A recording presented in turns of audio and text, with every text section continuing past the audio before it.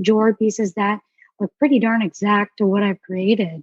It's choose your battles because, whether or not they have bad intentions, good intentions, is this really worth my time? And sometimes it is worth my time. And I will message you and I will say, hey, I see you're creating earrings in Texas or whatever. And I see that Ulu design, So it just depends on what you're willing to, call out and what you're not willing to call out. But that's the difference between lateral violence and holding someone accountable. I remember one of your questions was, what's the main difference between lateral violence and holding someone accountable? For me, it's lateral aggression is oftentimes harmful, but holding someone accountable, it's not harmful, And so recognizing when you're calling someone out, is this lateral aggression or is this just holding them accountable? That's totally up to you. Gossiping and personal attacks, that's all very harmful, but holding someone accountable by saying, hey, I saw this recreate thing you had. You can message me anytime if you want to recreate something. There's weird instances like that where I'm going to choose my battles and say, this isn't fair because they're just using my stuff, or, it's fine. It's fine. I don't know. So I feel like I was kind of sitting on both ends of the fence in different ways for different arguments online. And I was like, holy cow, man, what is going on? Like this is. And I think it's natural. I think it's natural when you see a fire going on next door, you're going to look, you might even walk over there and say, what's going on here? And it's just a natural reaction to the craziness. So when I see two Indigenous artists bickering online, like sometimes I'm guilty. I'll go through the whole entire story and I'll know all the detail. And it's almost like a reality show. There's a reason that the Kardashian show is the most popular on the planet because it's all just drama. It's all just entertainment. But what's dangerous about that is we are representing ourselves as Indigenous people. So those stereotypes we talk about, the angry Alaska Native person, the problematic one, those are not stereotypes we want to reinforce with other groups of people who are not Native. And so there's a fine line to be aware of. Okay, I'm going to look through this entire story because I want to know all the tea and the details, but I'm not going to participate in a way that misrepresents us. And so that's why I get a little bit annoyed sometimes when I see the fighting over Indigenous designs is sometimes it does misrepresent us as Indigenous people. Indigenous people are not fighting all day. We're not unable to create relationships with each other. And sometimes it looks like that. So, it just depends on the day. I mean, I don't think the fighting will stop. I think this is part of the creative community, the passion, the anger sometimes, but the danger is it could misrepresent why we do what we do. And so that's why I've chosen not to engage. I will watch the whole thing, but I will not engage.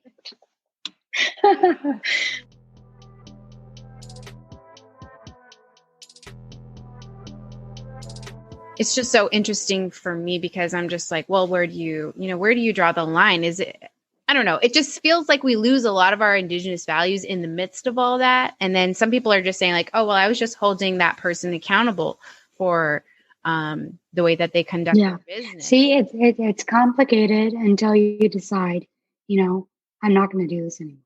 So that's what I've decided was cancel culture. With cancel, I don't like cancel culture for so many reasons. And one of them is that's not what we do. That's not how we treat our mother, how we treat our father, how we treat our auntie. We would never do that. And in the Indigenous way of living, there's that sense of family with whoever we're around. When you go to Iñupiaq, when you go to Christmas games, we're a big family. Would you treat your mother that way? Would you treat your father that way? So it was complicated until I decided that it wasn't, People say, this is such a hard topic. I don't know if this was like, yeah, there's valid points, but are you saying that justifies canceling someone or that justifies blasting someone on Facebook and trying to ruin their reputation, So for me, it's not as complicated. I'm sure there's reasoning, there's details that justify a person's actions, but until we get back to the days where, we're treating each other with mutual respect, it's not very complicated. But you're right. The valid points are hard because I'm like, this person is canceling this person, but that's wrong. But at the same time, man, she has those good points. So I understand that part of it where it's like, that's a really valid concern, but is this the way we want to live? Until it's happening to us. Like, are we okay with it until it's happening to us? Mm-hmm. So for me, I've decided just to make my life more simple. Cancel culture is not okay. And, it's bickering over designs, not okay. But again, if it feels wrong, it is wrong. And that's worked for me. And I hope it works for a lot of other people because I'm not about to choose sides either. When there's a big Indigenous artist fight and it's an artist I know and I have to choose one and it's hard for me to do. So I just won't engage.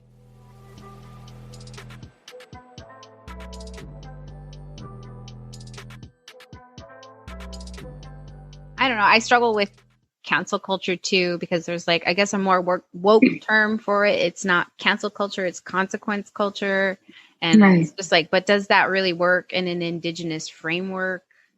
Well, and what's crazy is it's new. Cancel culture wasn't a thing until Facebook and Instagram was a thing. And that wasn't that long ago. Remember MySpace? I didn't see anyone calling any other people out on MySpace. Not at all. I just saw stars in the background. Someone changed their background. I didn't see, it's new. So cancel culture, it's a new issue and it requires new solutions. And, I don't know what the solution is, but all I know, that's not something I want to be a part of. And that's not who we are.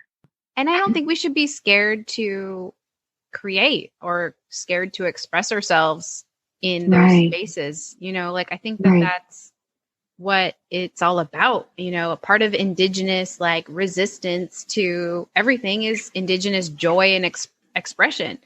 We have to be able to be open enough with one another to create. And then also there's this thing that I always say, I feel like the sock, getting socked, getting scolded is it's like an Iñupiaq love language. So if I'm not getting socked, if I'm not getting scolded, every so often, then it feels like, okay, well, nobody cares about what I'm doing. Nobody cares about me. Right.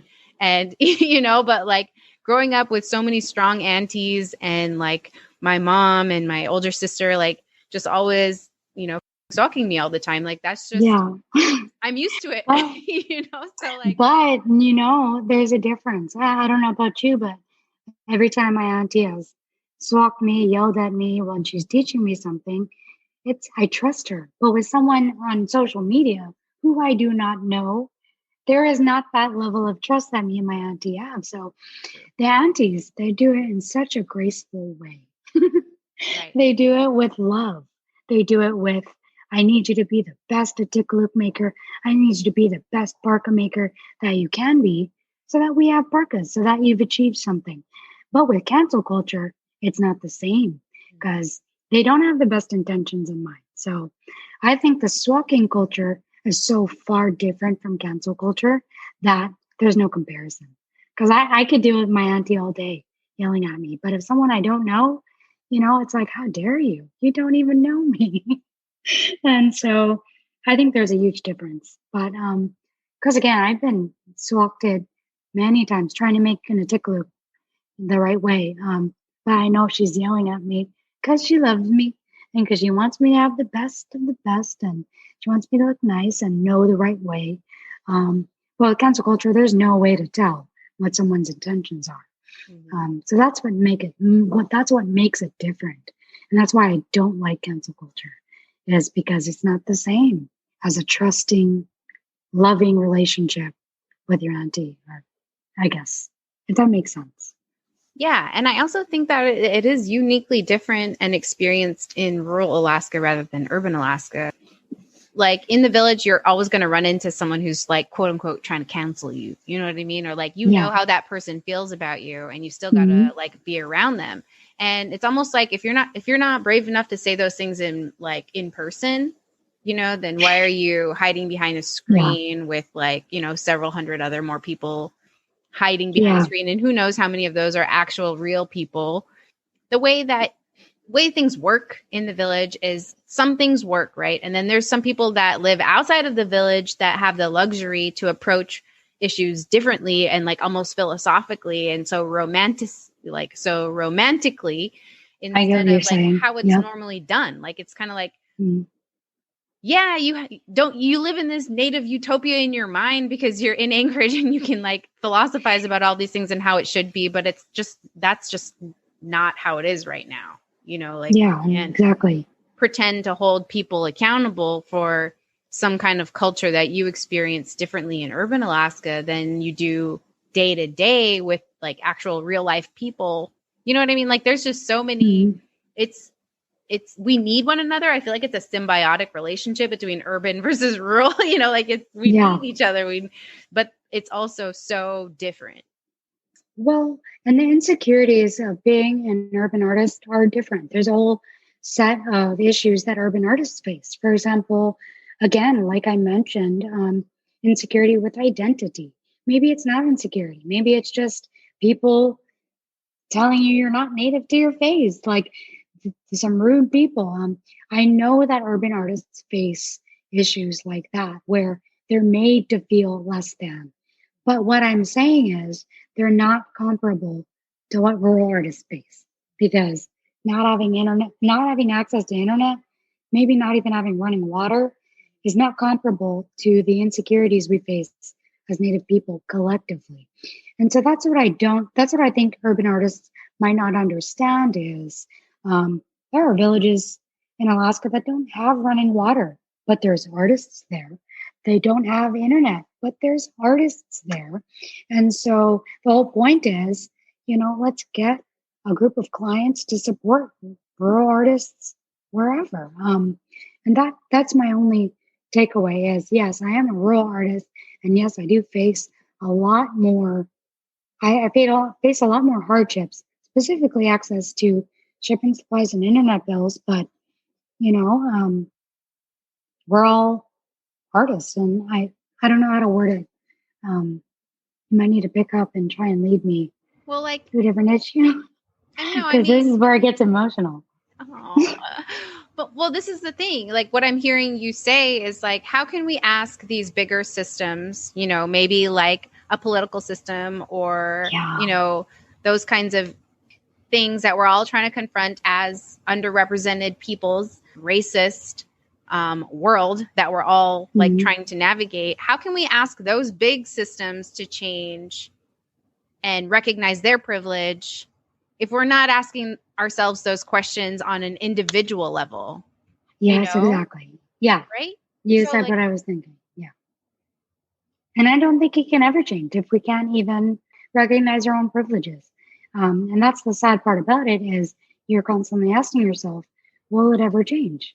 Will rural Alaska Native villages have resources like urban places? And those are the big issues. Those are the big problems that, you know, require a lot of effort and power to change. But with something so simple as supporting a Native rural artist on Instagram, hey, that's not hard to do. So when I share different rural artists on my story, you know, go to their page and go buy some earrings, you know. So those aren't hard.